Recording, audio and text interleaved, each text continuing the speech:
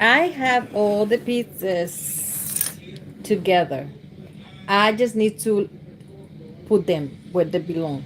They already layer up. I just need to put them where they go. Okay? They told me I should live less comfortably. But the truth is simple. They just wanted to live more comfortably at my expense. And the So night they that's what we're doing. uninvited So me for now I'm my trying own son's to, dinner, I finally understood that comfort which I think wasn't this, the I'm gonna do problem. this one and then I'm gonna leave the Respect rest was. towards the end. I was standing Okay? in front of Daniel's house in the soft evening light, smoothing the sleeves of my cardigan like a nervous. So let me see if I can. No, my phone is dying. This phone is always dying.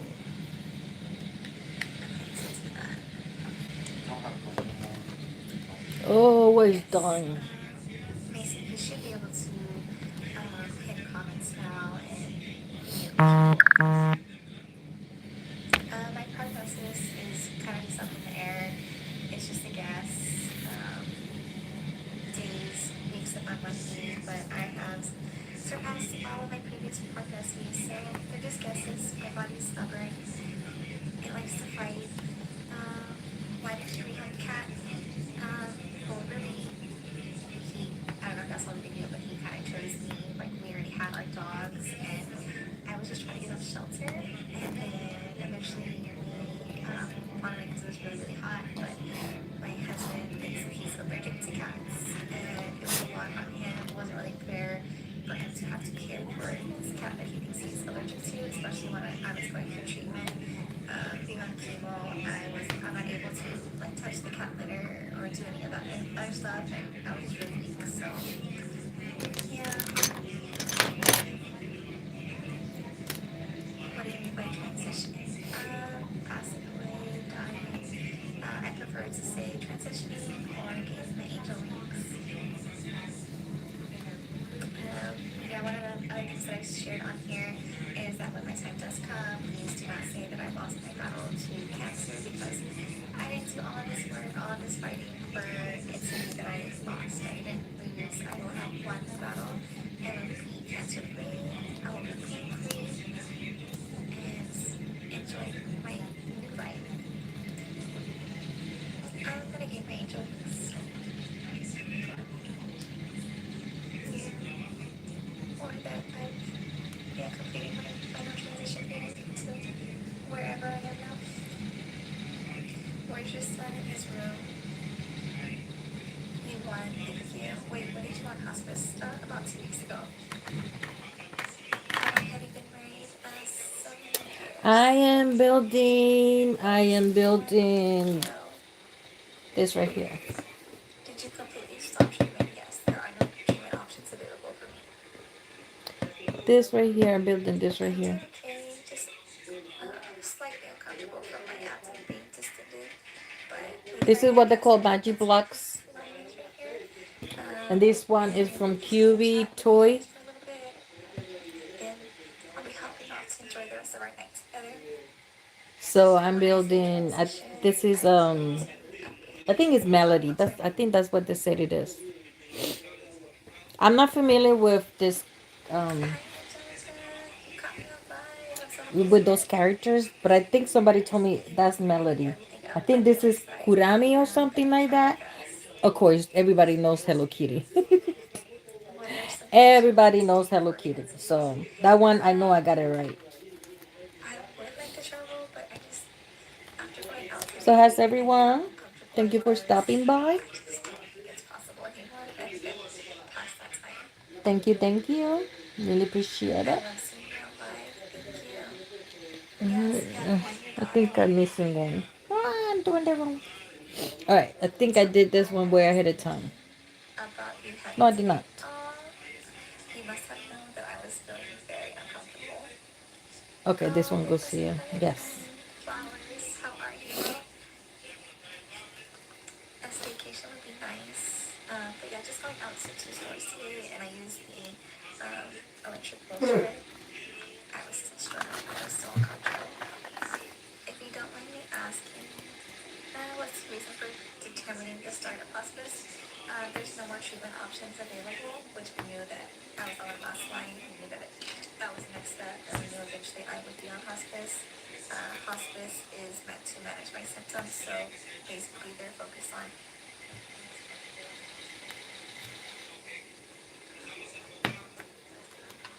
Do, do, do, do, do, do. I think this one goes here.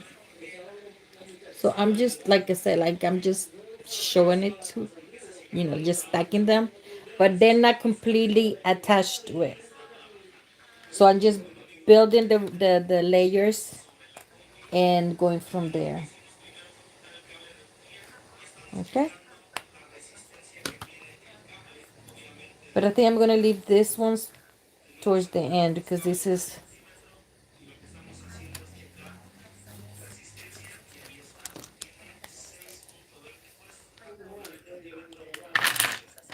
So let's do this. Let's take all this from here so we can work. How's everyone? So I had to go all the way back to. Like I am literally very tempted to build the head separately and then just bring it into it. But I was tempted to do that. Very, very tempted to do that.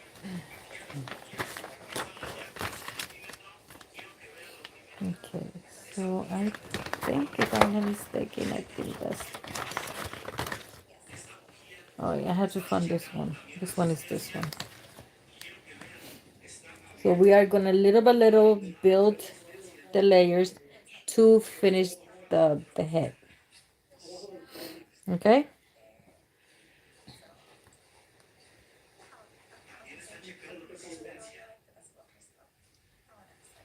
So this one, this one.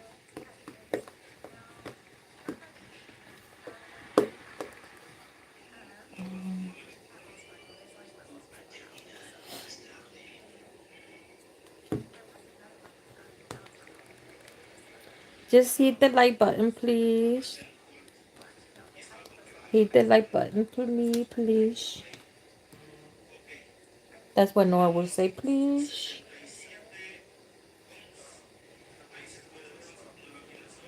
So is this one on this one? This one on where? On this one? That's way too far. Wow. Oh, I didn't like that. I really did not like that one. How it came out. This one right here is going to be too fluffy for me. I think this is the beginning of the head.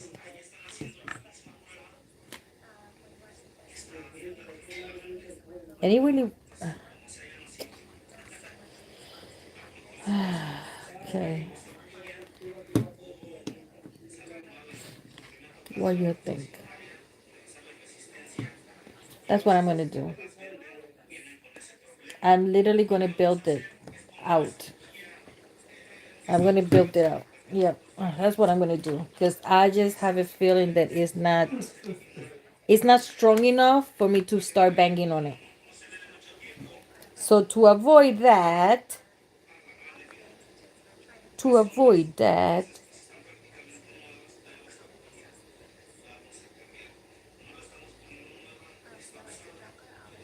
okay, so this one is that one. So is this second one? Um, this one.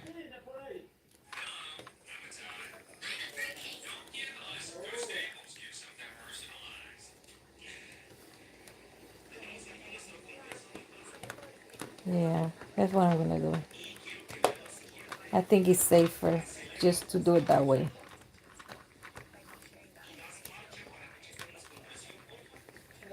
Yeah.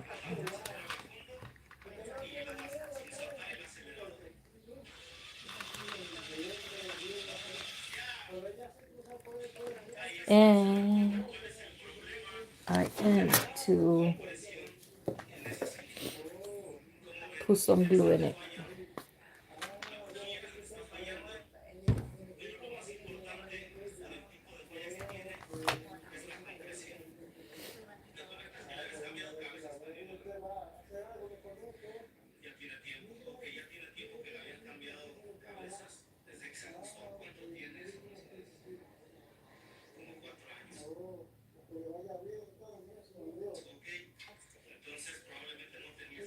Let me see if I can log off from here.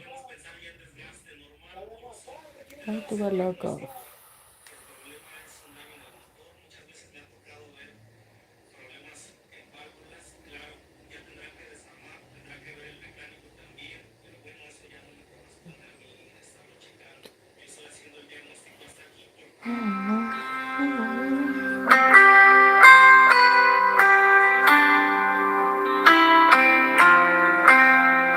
No sé qué.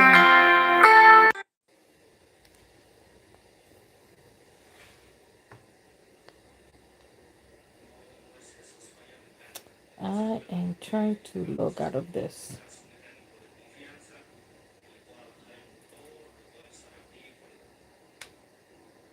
Bah.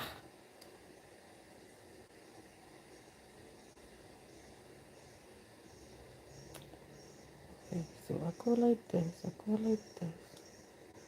How the freak you log out from?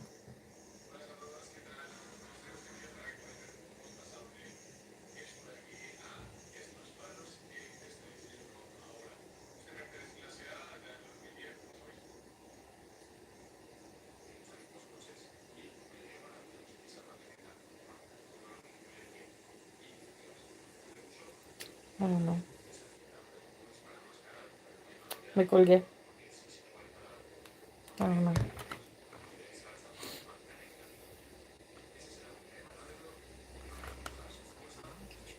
And I didn't say a word.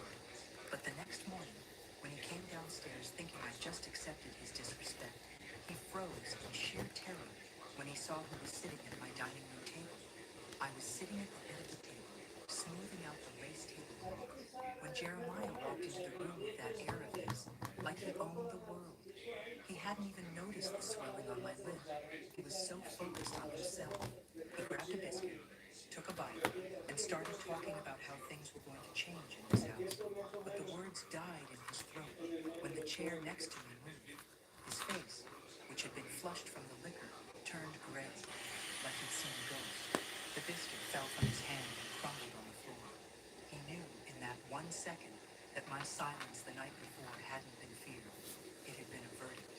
But for you to understand how we got to this breakfast that felt more like a courtroom, let me introduce myself properly.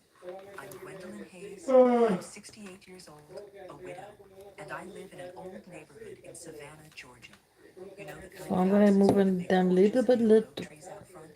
Well, that's me. I've always been a peaceful boy. I raised my son on my own after my Robert passed. Worked 2 jobs so he'd never want for anything. But until about 6 hours ago, I didn't know I was sleeping with the enemy right under my own roof. It all happened, or maybe it all fell apart, around 3 in the morning. Jeremiah came home.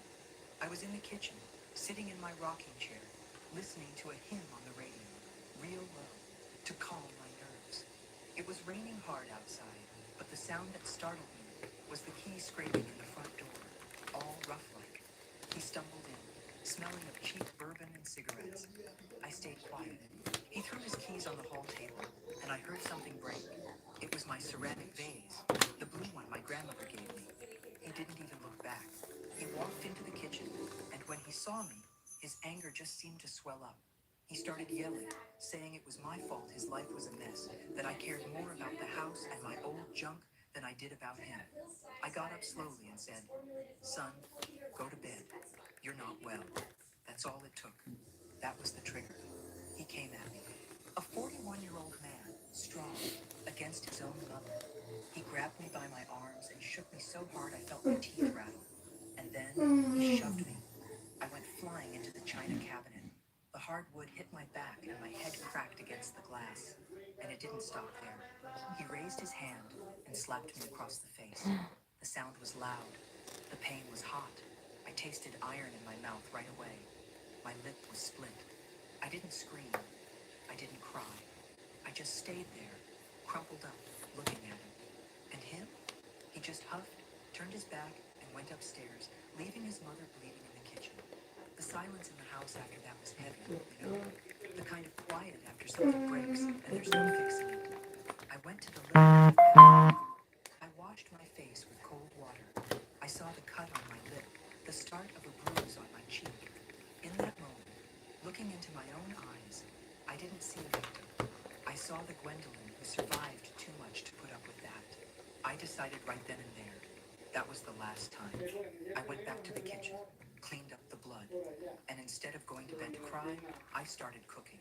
It was the only thing I could do to keep All from right, I'm losing my gonna get a mind. brush I got out the flour, the butter, the because I'm baking gonna put powder. glue on I this. grabbed that new set of champagne-colored non-stick baking sheets, you know. That's what I'm gonna The one do. my sister sent Hold me. on. She said they were the best because nothing sticks to them.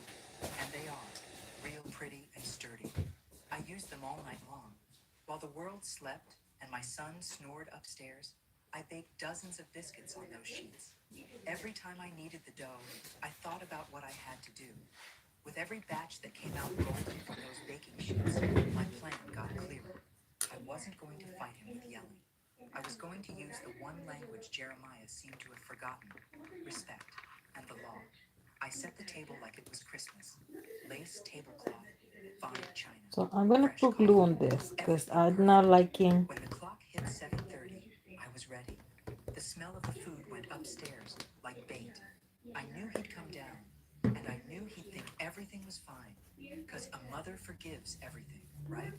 Little did he know that forgiveness this time was coming with a side of justice.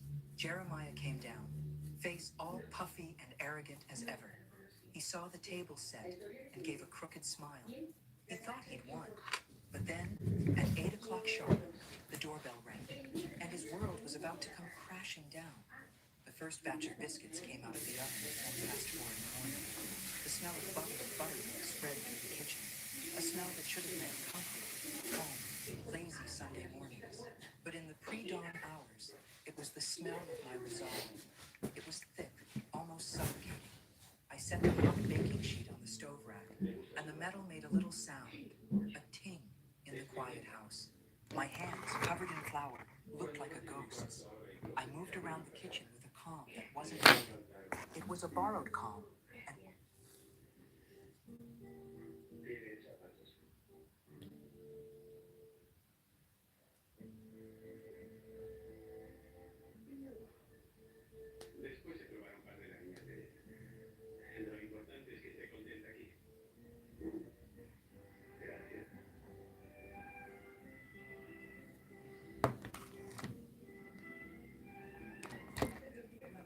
digital photo frames, you know, with the sleek black screen. My sister Paulette gave it to me for Christmas. No more dusty photo albums, Gwen, she told me over the phone from Atlanta. I bought it on some website. It's beautiful. You just load the pictures and it cycles through so you can remember the good things.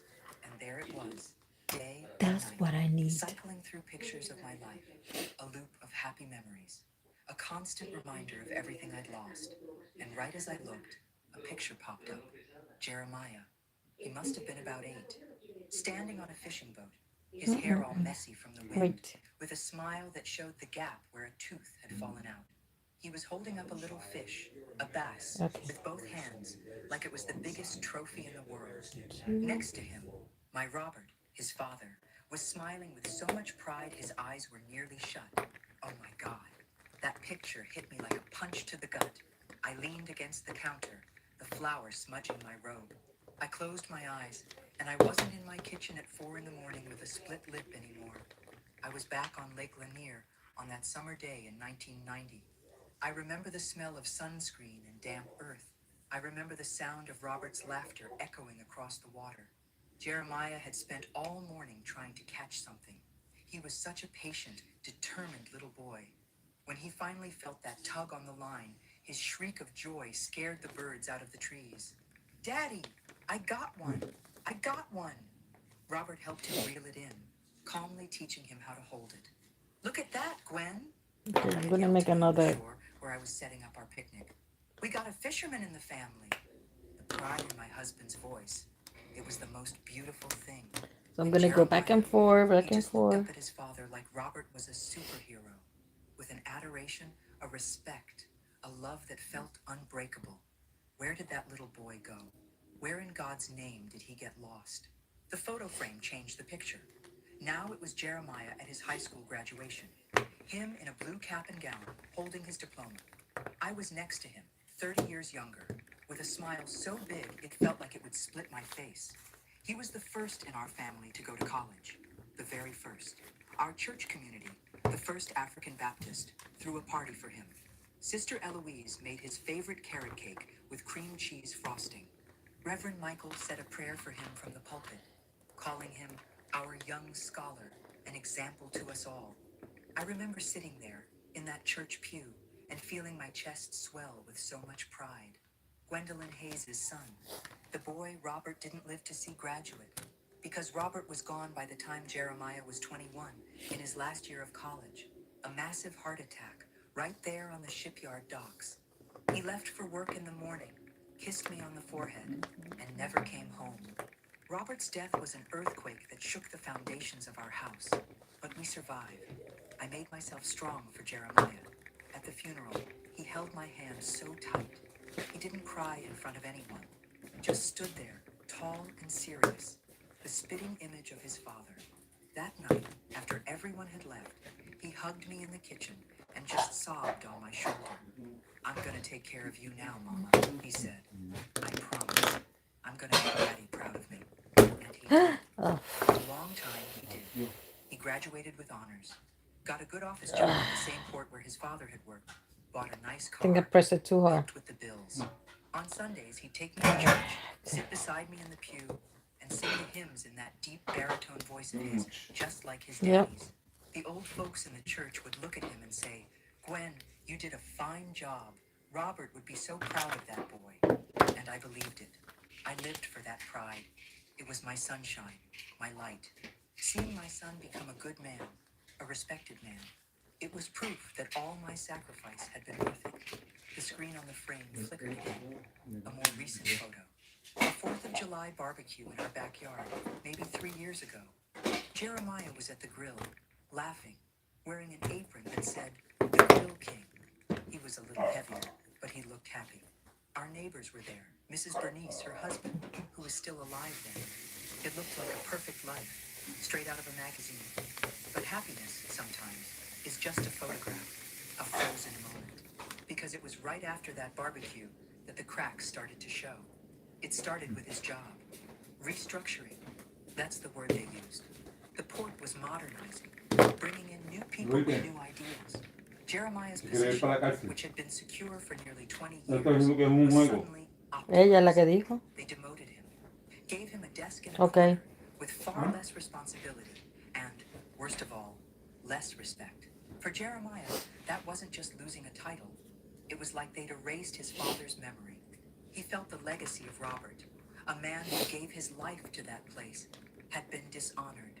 He didn't tell me the details at the time. He just got quiet. A different kind of quiet than mine that morning. His quiet was sharp, full of thorns. He started coming home later. I'd still flicker on him, but pretend I didn't. Like a long meeting, he'd lie. And I'd pretend to believe him. And then the money started getting tight. Mom, can you lend me $200?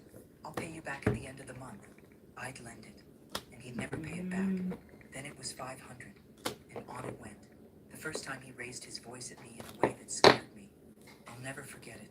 It was over something stupid. A faucet in the kitchen was dripping. I'd asked him 3 times to fix it. That Saturday morning, I asked again. Jeremiah, honey, when you have a minute, could you take a look at that faucet? I was washing some collard greens in the sink. He was at the table, reading the paper. He didn't look up, just said in a low, gravelly voice, "Let the damn thing drip." The rudeness caught me off guard. "But son, it's wasting water and the noise bothers me." That's when he snapped. He slammed the newspaper down on the table so hard the coffee cup jumped. He stood up, and for the first time, he loomed over me. Not my boy, not my proud young man, but a big, angry man. damn faucet, he yelled, his voice echoing in the kitchen. You're worried about a damn faucet when my life is going down the drain? If Daddy were here, he wouldn't have let this happen. He was a real man. He would have handled things. But no, I'm stuck with you. A woman who cares more about a dripping faucet than her own son. I took a step back. My heart was racing. I held onto the edge of the sink, my hands wet and cold. It wasn't what he said. It was his eyes. There was a look in them I'd never seen before. A nasty, poisonous resentment. And for the first time in my life, I felt a chill of fear for my own son. Not a fear that he'd get hurt. A fear of what he might do. I didn't answer. I just stood there, watching him as he grabbed his car keys and stormed out, slamming the door. I was left in the kitchen, listening to the sound of the dripping faucet.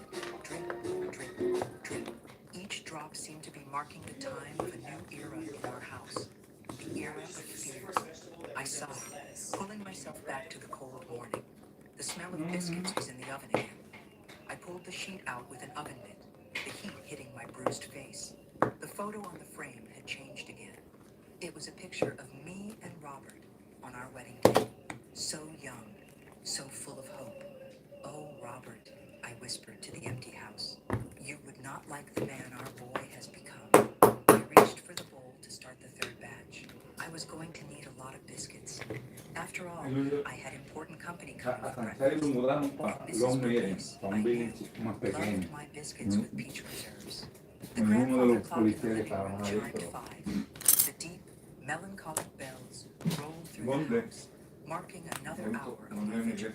I already had 3 batches of biscuits cooling on the rack, perfectly golden, lined up like little soldiers.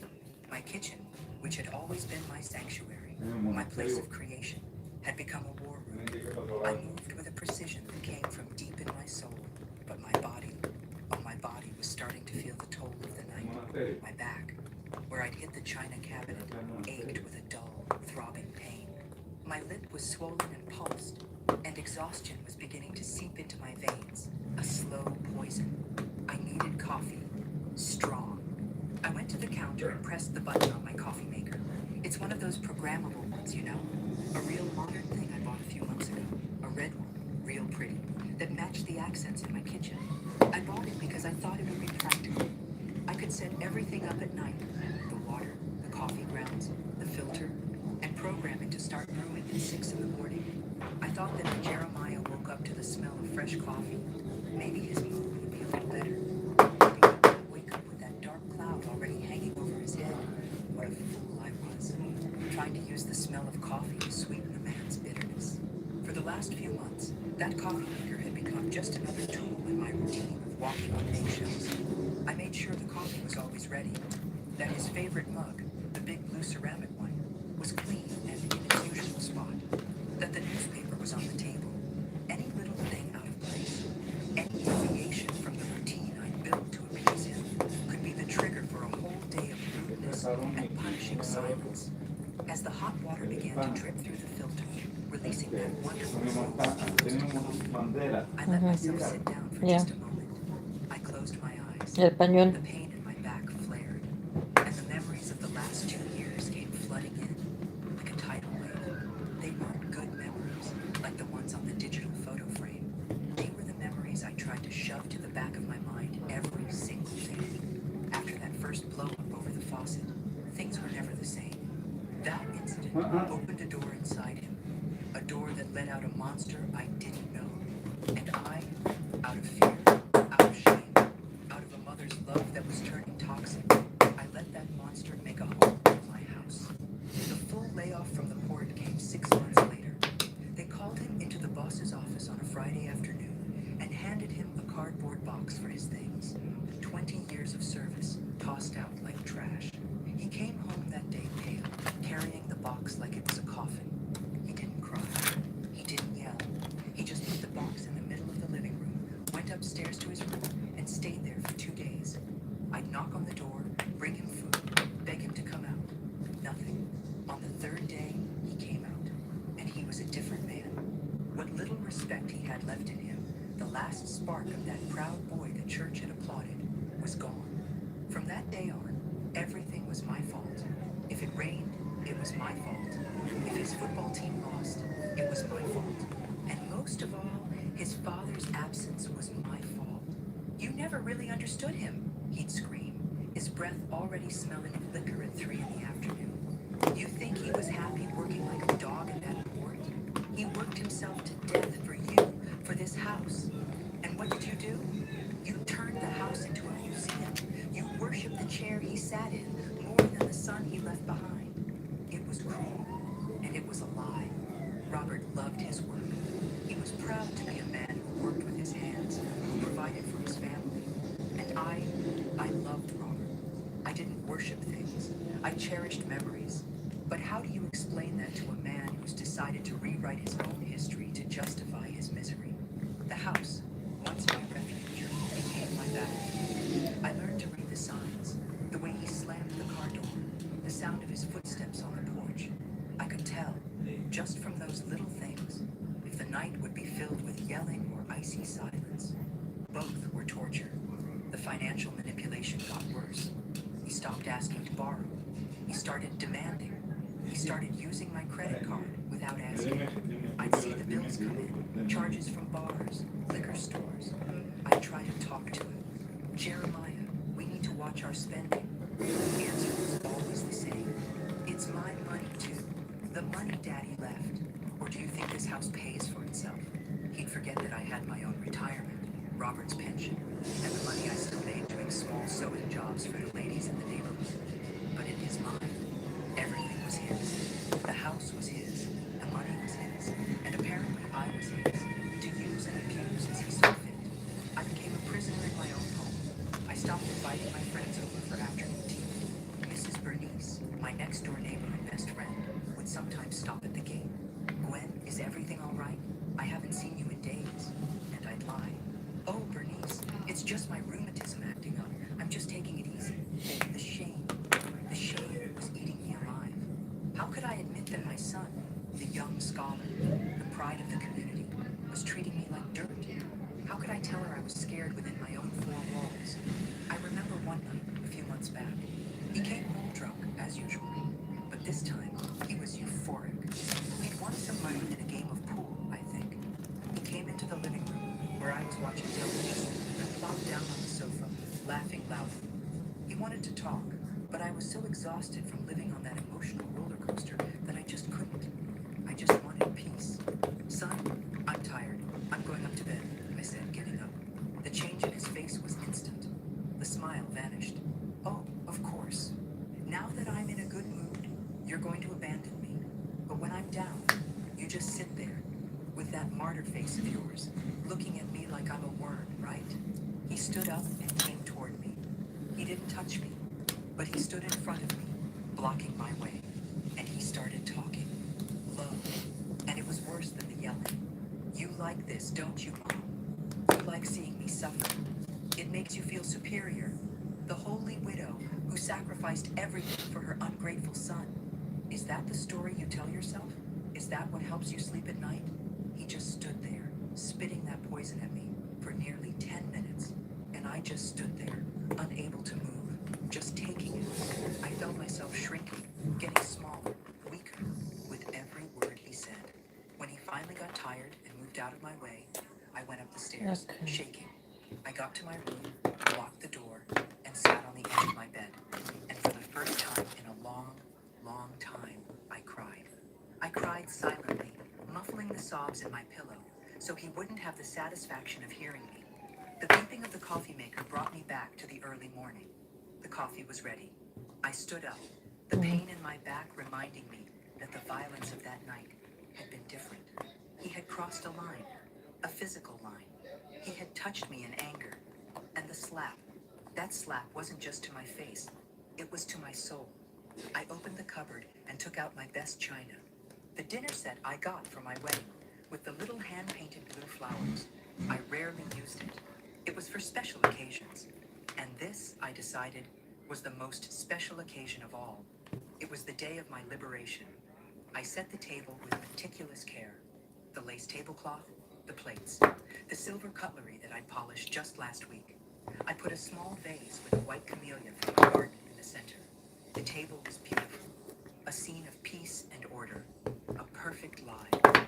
As I put the cups in their places, I thought about the storm outside, the hard rain, the howling wind. It felt like nature was mirroring the turmoil inside me. But for the first time in a long time, I wasn't afraid of the storm. Not the one outside, and not the one sleeping upstairs. Because I knew that when the sun came up, my own personal storm was finally going to break. I looked at the clock. 5:45. I still had time.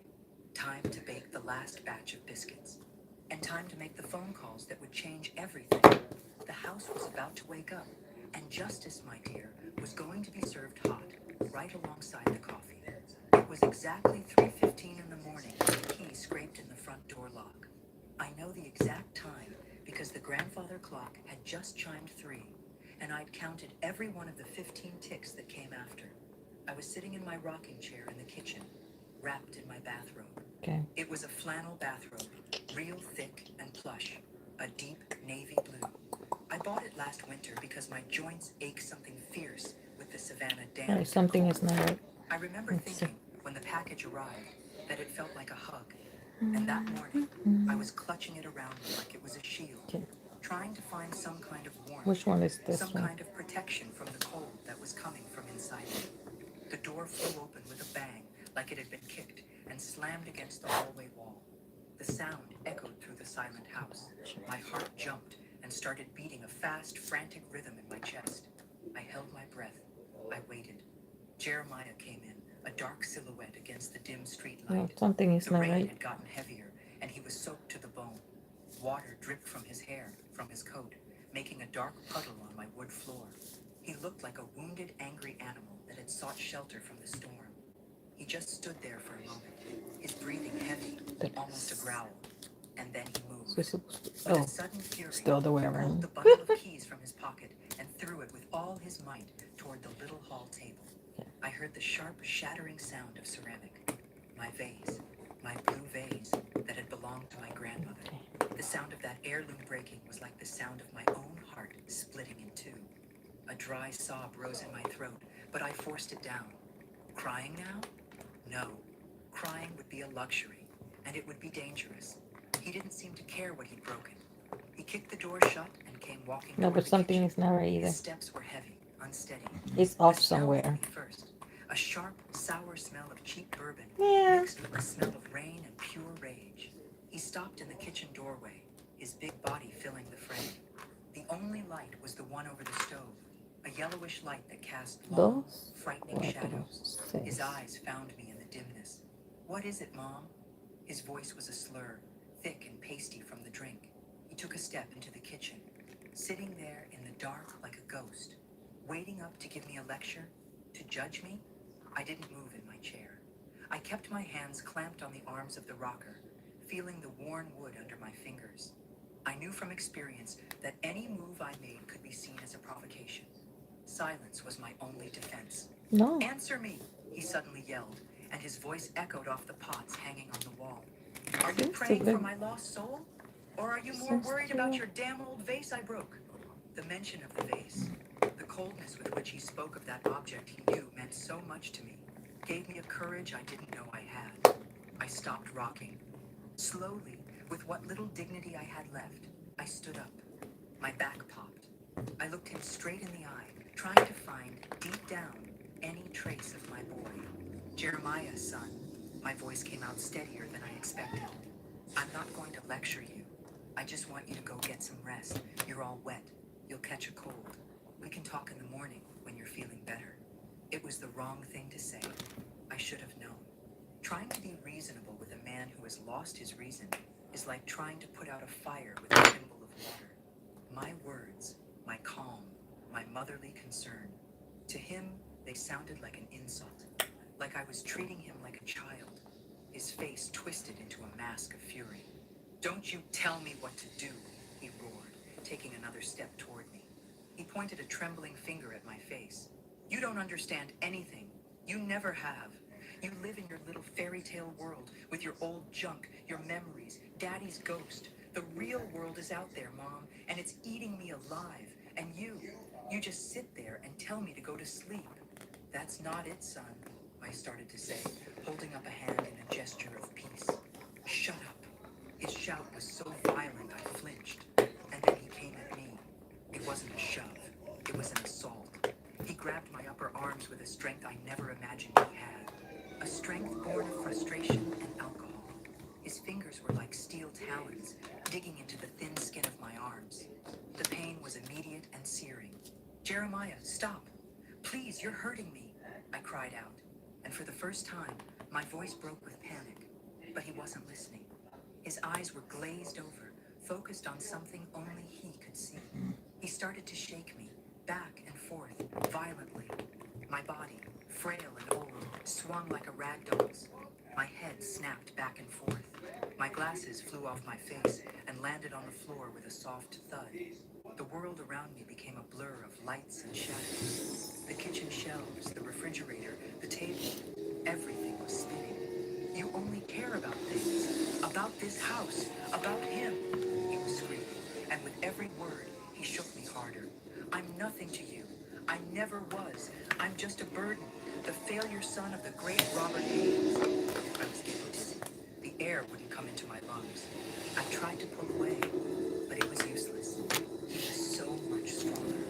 At some point, during the violent rocking, my feet lost contact with the floor. And that's when he threw me. It wasn't a push. He threw me. My body flew backward, toward the wall where my grandmother's china cabinet stood. Time seemed to slow down. I saw the dark wood of the cabinet getting closer, as if in slow motion. There was no time to protect myself, to put my arms out. The impact was brutal. First, my back hit with a deep, hollow thud against the solid wood. I felt like my spine was going to snap in two. The blow knocked the wind out of me in a single, painful gasp. And in the same instant, my head, carried by the momentum, whipped to the side and cracked hard against the corner of the cabinet. An explosion of white light and sharp pain behind my eyes. The sound was a dry snap, a crack This is where that we're at right seemed to now. echo inside my skull. Here's the body. The world went white for a second. A loud Here's the ringing, body. like a million But this bees, I'm gonna filled touch my it later. ears. I slid down the wall, Because my legs like jelly, I and know me. collapsed to the And I floor. think I will The create a pain was little. overwhelming. A throbbing pain But I'll be in the back back of later. my head, Okay? a sharp